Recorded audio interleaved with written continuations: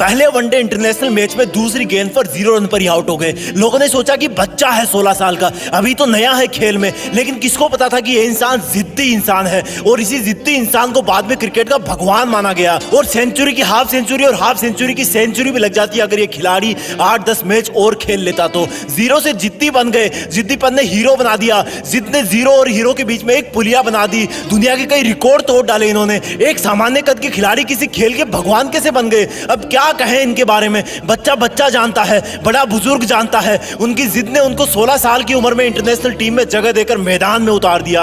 एक क्वेश्चन पूछूंगा मैं आज, तुम अपनी लाइफ में कितना बड़ा पाना चाहते हो? अब वो चाहे सफलता हो, पैसे हो या फिर नाम हो, सोच के बताओ। अल्बर्ट आइंस्टीन जितना बड़ा, जिनका नाम अभी तक किताबों में चलता आ रहा है, और जब तक इस पृथ्वी पर जीवन रहेगा और जब तक विज्ञान है ना, तब तक अल्बर्ट आइंस्टीन की छाप कोई विज्ञान की किताब से नहीं हटा सकता। अरे पृथ्वी भी रहे या ना रहे, लेकिन उनके साइंस के फॉर्मूले तो हमेशा ही सच रहेंगे। ऐसा कैसे हुआ? स्कूल में मंदबुद्धि कहा जाने वाला विद्यार्थी इतना बड़ा इंसान कैसे हो सकता है? क्योंकि उनमें जिद थी कि मैं अपने हिसाब से पढ़ूंगा, अपने हिसाब से खोजूंगा।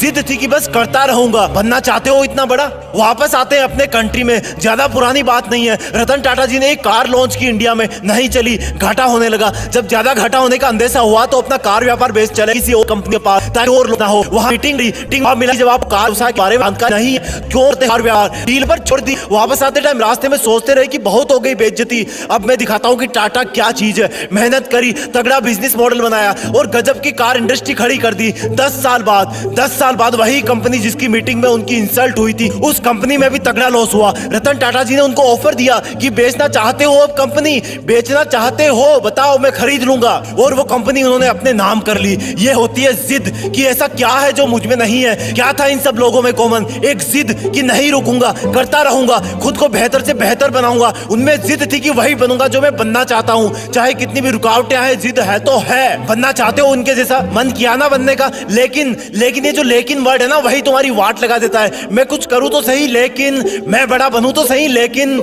मैं मेहनत करना तो चाहता हूं, लेकिन मेरा सपना तो ये है, लेकिन कोई थाने में पढ़ के दे क्या कि ये खा लो आज तुम सच हो जाओगे, ये खा लो आज तुम आइंस्टीन के नाचे जाने जाओगे, ये बूटी खा लो आज तुम अरब की बिजनेसमैन बन जाओगे। लेकिन तुम्हें बताऊं कि तक लेकिन वही तुम वक्त नहीं लगोगे ना, जब तक कुछ में नहीं बदलोगा तक कुछ नहीं होगा। लेकिन ये बताओ कि क्या आज तक लोगों में सोचो, क्या उन्होंने आर लिया था, क्या वो पट हुए थे? क्या आज तक लोगों में वो तुम्हें आए थे? वही पे रोटी, आंख, नकान, मुंह, पेट, सब कुछ वही। उनके सिर में भी इंसान का खून था, वही उनका शरीर था ना। क्या इसने चांदी बने? क्या ऊपर वाले के काम में कोई तुम फूक कह जाता कि जाओ तो सचिन होगे, जाओ तो रतन टाटा होगे, जाओ तो मशीन होगे। लो एक एग्जाम देता हूं, जब मैं एक दिन के कोई रूम अकेले बंद करता तब क्या करोगे? जब एक हफ्ते के रूम बंद करे तब तुम करोगे? और मैं पीरियड आऊं, तुम्हें एक महीने के रूम में बंद कर दे तुम करोगे? नहीं, अभी भी नहीं हुआ। अगर मैं एक साल के लिए कि काल कोठरी में बंद कर जाए तब तुम क्या करोगे? काम नहीं जाएगी। तुम एकदम से कहोगे नहीं यार मैं तो 27 साल तक दिल में रहा है, तो तुम जीने की उम्मीद ही छोड़ दोगे कि बाहर तब शरीर कमजोर जाएगा, आंखें धुंधली हो जाए, तुम्हारे कई फ्लोक से जाएंगे, शायद तुम्हारी लाइफ तहस हो जाए। लेकिन क्या कोई सोच सकता है कि इंसान को 27 साल जेल में रहना पड़ेगा? और जब महान हिम्मत वाले इंसान जेल बाहर आएंगे तो क्या आने 5 साल के साउथ अफ्रीका राष्ट्रपति बना दिए जाएंगे? क्या बोलो इनको? कोई नहीं इनकी क्या है? यही सोचे ना कि तो गार्ड का, अरे यार गार्ड हो तो वो में ही करता, ये सोचे ना उनको जेल में कोई अच्छा खाना पीना मिला होगा जिसे वो उस तरह। अरे यार क्या मिला होगा उन जेल में? पूरी दुनिया में एक जिद वाक्य है, इंसान को किस देश चाहे राष्ट्रपति बने देखा से भारत ने वोट जीत करके गए, करोड़ों जीत के ले गए।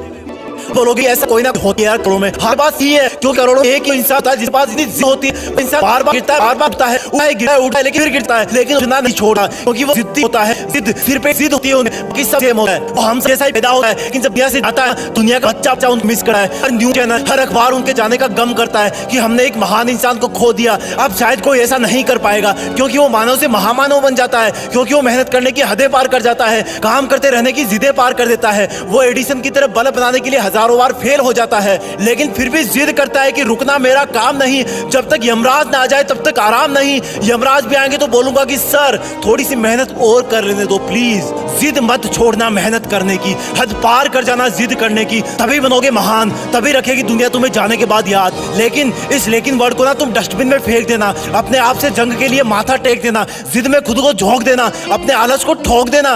वीडियो पसंद आए तो वीडियो को लाइक, शेयर और जीत फिक्स को सब्सक्राइब भी ठोक देना। जय हिंद, वंदे मातरम।